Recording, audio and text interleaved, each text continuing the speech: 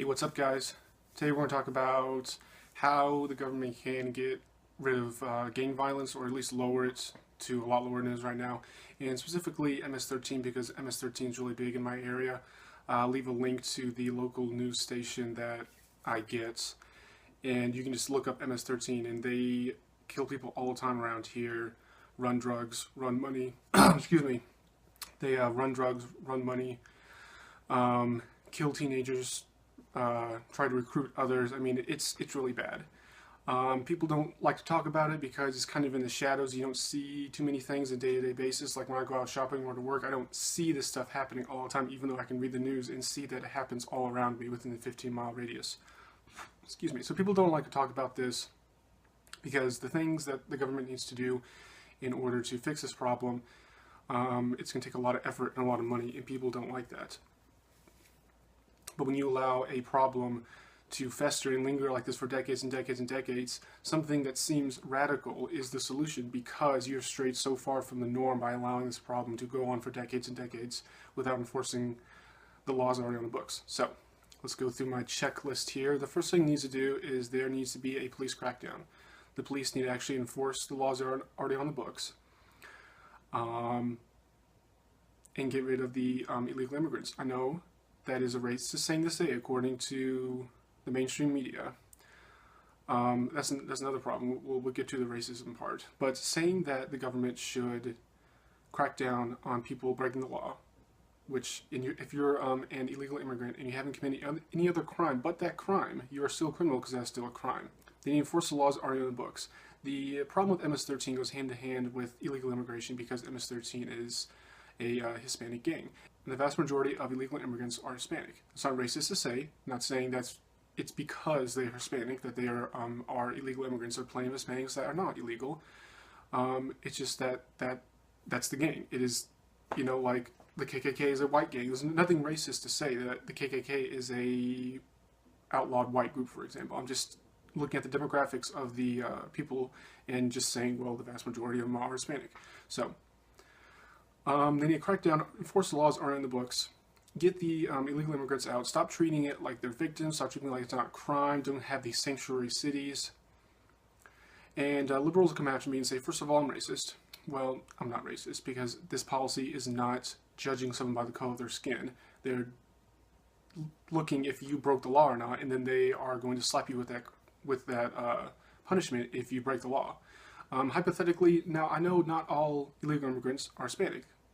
Most of them are, but not all of them. So I would not be opposed to the police cracking down and kicking out illegal immigrants from every other country on the face of the earth. That's why this policy isn't racist, because I'm not judging someone by the color of their skin.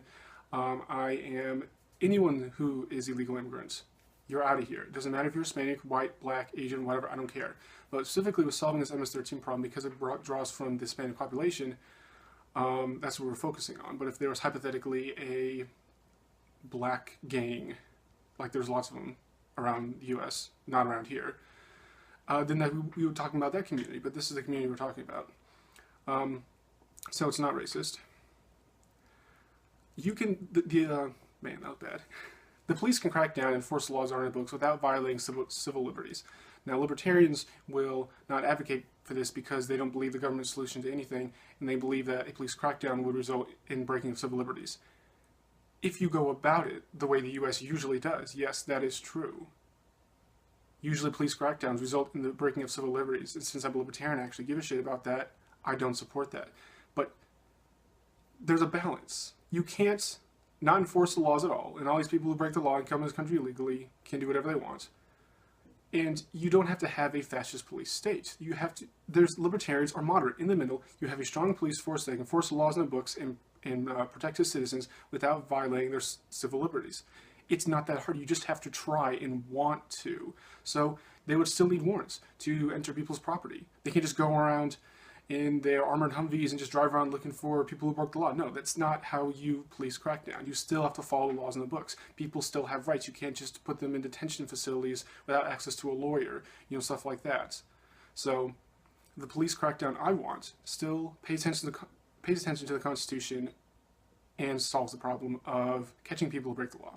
Radical libertarians don't believe there's a solution. They think that when you're advocating government as a solution to a problem, you're stupid. You don't know what you're talking about. Government is never the solution to the problem, and therefore they just want anarcho-capitalism with the non-aggression principle. So basically, they're just like, no, the police. No, we don't need the police. People just sign up to this non-aggression principle or NAP, and they agree not to attack each other, and that'll be the end of it. What kind of fantasy world is that? Yeah, let's get rid of the police because we don't believe in taxes because taxation is theft, so we don't have any money to fund the police. And then we're just going to trust that everyone will be good and don't attack each other because that is in their best interest. That is the rational, logical thing for people to do. With which I come back, well, to you, a normal human being who's not a psychopath, yes, it is rational and logical not to attack someone just for the hell of it and to steal their stuff or something like that. But this is MS-13 we're talking about. They don't give a shit. They rape teenagers. They cut off limbs with machetes of people, of kids, of all ages. Just horrible things. They don't give a shit about your non-aggression principle. They're still going to come after you. They're still going to do the things that they're doing in this community, except that now they don't have police chasing them, so now you have to fend them off. And I don't care how tough you think you are and how good of a soldier you think you are, you can't take on MS-13, even with your little community of anarcho-libertarians who complete retards. Even with the guns that they have, you can't take on MS-13. No, it's not going to happen. No. Moderate libertarians want borders. They don't want open borders. They want the police to protect the citizens, not just have these little anarcho-capitalist communities and people just agree to not attack each other and work for profit, because libertarians are all about profit, especially anarcho-capitalists, all about making the profit. Okay, next thing we have to do is decriminalize all the drugs. That takes away MS-13's financial power because they make so much of their money through selling illegal drugs. But if you can get all these drugs at a store, any store that sells other drugs, then they lose the monopoly of being the people that can have these drugs. Now they're competing with companies that can mass produce them for much cheaper than MS-13 can. They will lose so much money. The legalization of marijuana in the US and just in these few states that they've already done it has already hit the Mexican cartel's trade so hard because they don't have a monopoly on selling marijuana anymore. So that's just a couple of states decriminalizing, and companies can make them in just a couple of states, like Colorado and like one other state. I don't know, look it up. I don't have to look all these things for you. It's just like 2 states. Decriminalize marijuana, and the cartels are losing millions of dollars. So that's the same thing we do with MS-13. We decriminalize all drugs, so they lose so much money. It takes away their influence. They can't pay their thugs as much money. They lose thugs because thugs won't work for free. That will hit MS-13 really hard. Another thing is make America full auto again. I'm so glad that actually became a thing. But lots of other power that MS-13 gets is by selling illegal guns. Most of them are full auto because it's so expensive to buy full auto guns in the U.S. You have to be a U.S. citizen to do so. So they have a monopoly on selling these full auto guns for a lot cheaper than it takes to get all the permits, or a person who can't get the permits because they're not a citizen. A lot of their gang members. So if you make America full auto again, you can make an American can buy, or a U.S. citizen, a naturalized U.S. citizen can buy guns in the U.S. too. If they can buy a full auto gun just as easy as they can buy a semi-automatic gun, a rifle or something, then that takes away their buying power. They don't have a monopoly anymore. They're going to lose so much money.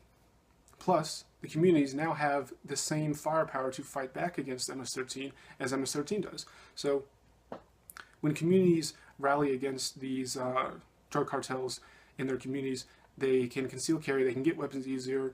It's not stigmatized if you train with your gun a lot to get good at it. You can buy full auto guns if you want to. Then that is how the communities stop these attacks. If an MS-13 member knows that when he tries to attack someone, odds are they'd be carrying a gun and they know how to use it, then they can't fight back as much. That's why Mexico, they're so strong, because Mexico only has one legal gun store in the entire country, and that's in Mexico City. So the rest of the people either don't carry guns or they get them illegally, and an MS-13 gang member knows when they attack someone or try to rob someone or whatever, odds are they're not going to be carrying a gun. So when people more likely have guns, they conceal carry, then that takes away the rationale for MS-13's gang members. Just like, well, if I attack someone, I might kill him, I might kill other people, but I'm going to get shot. You won't be able to kill as many people. Sometimes you won't kill any. Sometimes concealed carry, you read all these stories on the internet about these concealed carry people who shoot a person trying to commit a crime, just seconds after they try to do something. They don't have a chance because you can't tell who's armed and who's not. So if we did all that, that will take away a lot of MS-13's power, their influence, the amount of members they have, the amount of firepower they have, the amount of money they have. But we need to go a step further. We need to make it so we take away people's incentive to join these gangs. Some people join these gangs not because they're bloodthirsty murderers, but because they have no support network. They don't have money. They can't find a job to make a living. So the only way to make a living is to sell drugs or be an MS-13. So, but when you take away those incentives, when you provide affordable housing, low standard of living, not a lot of inflation, good jobs for them, then a rational person will say, well, there's no need for me to risk my life and my future to be in a gang, to make a living, and to be able to rent an apartment and buy a car and stuff. I can do that legally. Especially if we get out all the illegal immigrants, and all the people will reapply for citizenship the way they're supposed to. And now we have all these citizens who can get jobs. And so once again, this problem is interrelated to, we need to fix the legal immigration system in this country, because all these people are going to get kicked out for breaking the law. They can reapply to do it legally, but the process takes so long. You have to have so much money and so many papers that for the average person, it's not feasible. A poor person in, I don't know, Mexico, for example, is working 50, 60, 70 hours a week, doesn't have the money to apply for all these papers, doesn't have the time to take off work to go and fill out all these papers. You got to get sponsorship for a visa. You have to do, just all this convoluted steps that take so much time and effort, that for that person in Mexico, it is a rational, logical thing. Well, I can jump the border. I have a better chance of doing that than doing it the legal way. It takes too long, takes so much money, and then I can go to sanctuary cities and get a driver's license and apply for health care and get a job, all while being completely illegally in this country. So this is why all these problems with MS-13 is all related to fixing the legal immigration system, getting rid of the sanctuary cities, being able to afford affordable housing, the standard of living, have rent be low.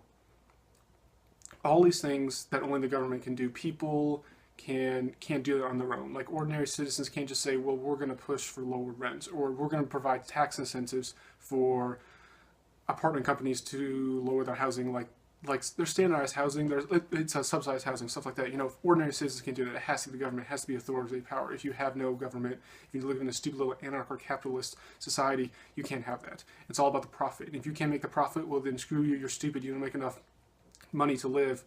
It's all about competition. Are you complaining that you lost the competition? Yeah, I'm complaining because I have no money and I'm trying my best, but I can't make a profit because too much competition.